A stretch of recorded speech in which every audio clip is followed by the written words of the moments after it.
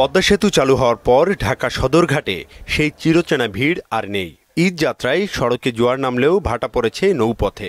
যদিও শেষ বেলায় ভিড় খানিকটা বেড়েছে সদরঘাটে, তারপরেও সন্তুষ্ট নন নৌ শ্রমিকরা। আমাদের ঈদ উপলক্ষে কোনো বাড়তি ভাড়া বাড়ানো হয় না, আর যাত্রীর চাপ নাই, সাধারণের মধ্যেই চলতে আছে। কেবিনগুলো সব জাহাজ ভোগ নেই, খালি আছে।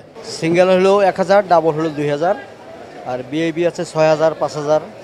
পূর্বের যে ভাড়া কোনো বৃদ্ধি নেই, ওই ভাড়াই আমার।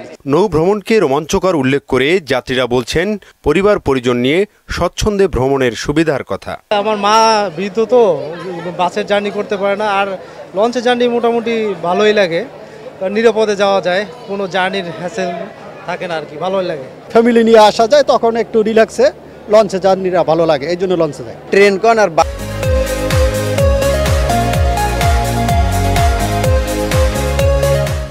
লঞ্চের যাতায়াতটার ফিলিংসটাই অন্য রকমের। বসা যায়, বাথরুমে যাওয়া যায়, কিছু খাওয়া দাওয়া যায়, ঘুমানো যায়, এই দিক দিয়ে শান্তি পাওয়া যায় লঞ্চে। বাসে সময় কম লাগে, কিন্তু তারপরও লঞ্চে জার্নিটা অনেক ভালো লাগে আর কি। লঞ্চ কমে যাওয়াতে গাড়ির কিছুটা সিন্ডিকেট, আগে যেটা আমরা 500 টাকায় যেতাম ওইটা এখন 1000 টাকা হয়ে গেছে।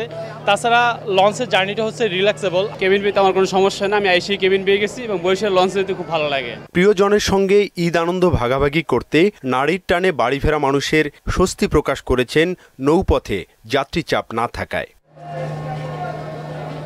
ওবায়দুল হক মারুফ, মোহনা সংবাদ, ঢাকা।